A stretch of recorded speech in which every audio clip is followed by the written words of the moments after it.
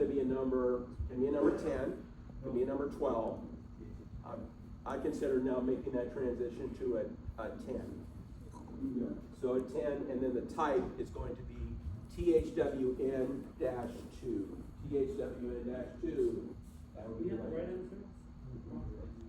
Okay. And so that has fire retardant on it. It can also be marked RHW-2, rubber, heat resistant, wet rated. Okay? Yes? About what? THHN. The issue with THHN is it's not wet rated. And and THHN is 75 degrees C as well as supposed to be 90 degrees C. Yeah. So that's why we don't use it. That's our conduit's gonna be plumbing system. Yeah.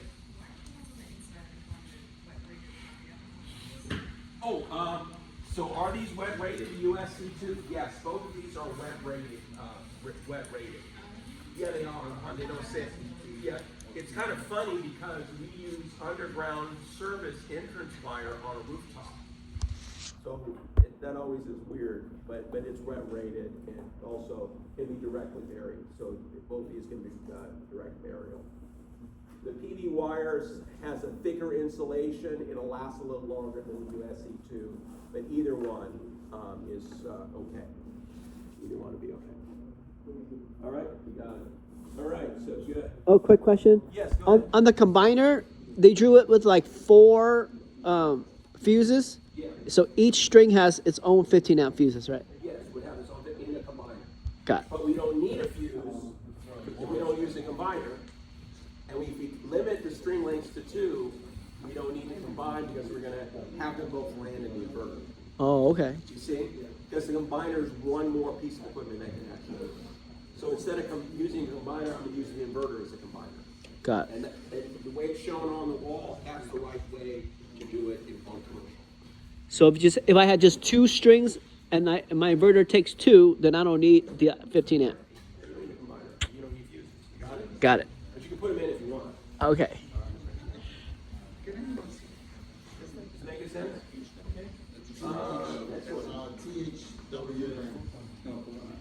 Yeah, it could be THWN-2 or RHW. Oh.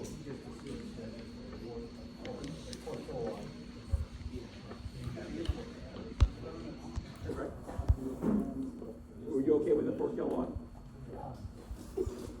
My neighbor is. Oh, yeah. Okay, very good. All right. All right, very good. Okay, so then we need some kind of a disconnecting means, a switch or disconnecting means that's in there of some sort. And this is the equipment grounding conductor. It's going to connect all of the metal parts together. So it's going to be a dotted line through all of this. And then we're going to be on the other side of the inverter. Now we finished on the DC. We're going to do as far as wiring. So now on the AC, what are we going to use? What would you like to use? No? Yeah. What are you going to use? We're going to talk about microinverters too. What are you going to use? You can use the 4,000 watt. Well, it depends on the size of the breaker. Yeah, so for the inverter, if we're going to use a 4,000 watt inverter, what's going to be the current out of the 4,000 watt inverter? We want to make sure we have the current capacity. It's a 240 inverter, right? 4,000 watts. 4,000 watts At 240. divided by 240 volts is equal to 20 amps? I don't know. 30 amps?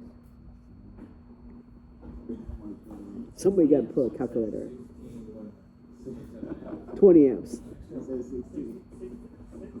I was like 20 amps. okay, and then we have to multiply it times what? Oh, 1.25?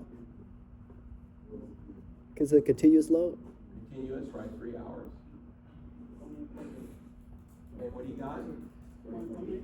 So what's the size of the overcurrent protection? 25. 30 amps. What is it? 30 amp breaker. Is it 30 amp? 25? They make 25. Well, let's look. I don't think I've never seen a 25. Protection device, okay? So let's take a look, and it's in 240.4 and 240.5. Yeah. Yep. I've never seen the 25 amp fuse. I've seen 30, I've seen 20. Then they go to 50 and 60. Here's a little more to this. You'll see what I'm saying. So we do overcurrent protection, 240.4 and 240.6. 240.6 has the ones at the standard. Standard amperage rating. So what do we have? We have a 20, and we have a 25, and that's the standard. So we're good to go with the 25. We go down to Home Depot. Oh, sick. There is a 25.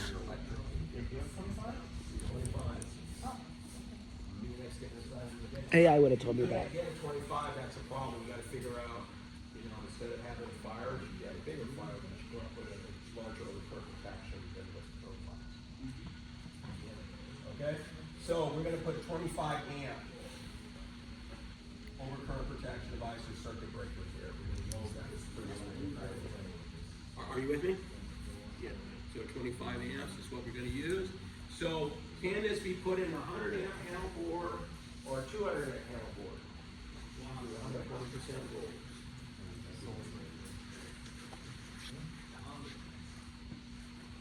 So if it's 100, it would violate the code. So it has to be like a 200 amp bus bar. If I had to choose between those two. No, that's going to be for the. Let's go back to the. It says protection.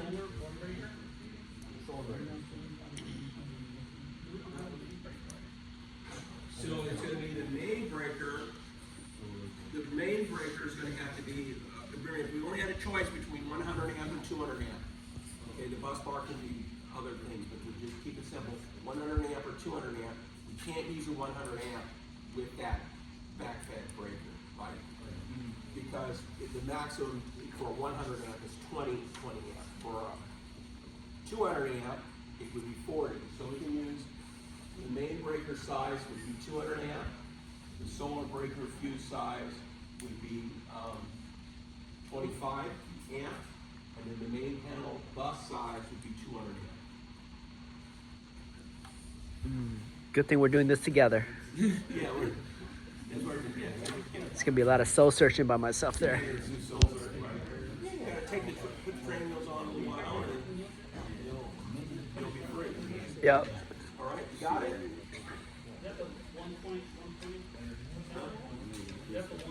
That's 120% rule. Yeah, so you look forward. Yes. On your first solar install, you're like, yo, you got that video that day, remember? All these numbers are with all the properties for the textbook. It's been 8 minutes. 8 minutes. It's over for the next class.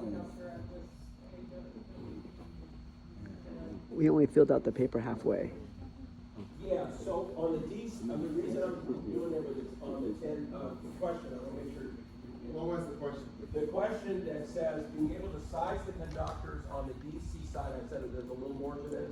Size the conductor on the DC side, what we have to do, and I'll say this now, you have to multiply the ISC times 1.25 times 1.25. Or another method is to multiply the ISC times 1.25 and then do the temperature corrections, and then you go into table 310.16 in the code. All right. So what this is doing, and let's use the symbol method just so you can see what I mean. If the ISC of the current is short circuit, remember the current determines the size of the conductor. Yep. Times 1.25 times 1.25. So what's the current? What's the current? What's the current here? Short circuit current. 8.94. 8.94. So let's do this. Let's just do it here. 94. 7. Multiply that times 1.25. Multiply that times 1.25, and what do you get?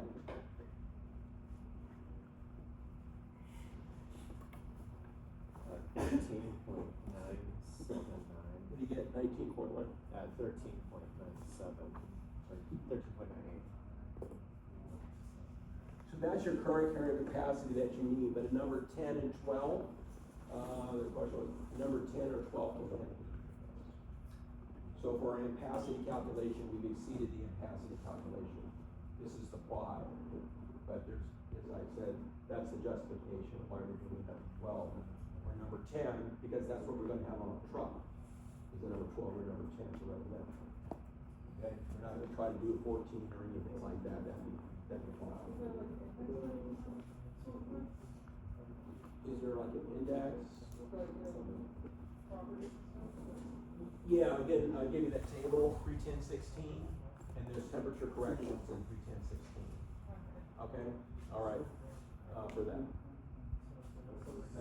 Yeah, so everything stays the same. I'm just explaining why. He was asking why we select the same conductor sizes. The 12 on the back of the solar modules can handle the current. You short them, can they handle the current? The number 12? So why couldn't a number 10 hold it? So the 10 can do it too. Yeah. Yeah, you see what I'm saying? And so it still is okay. And we're in Oakland, we're not in Palm Springs. Where Palm Springs is kind of hot out there, right? Conductors melt and stuff, so we don't have to worry about making that temperature correction and also adjustment factors, let's say because of fill. Got me? Okay, good. Okay, almost there, folks.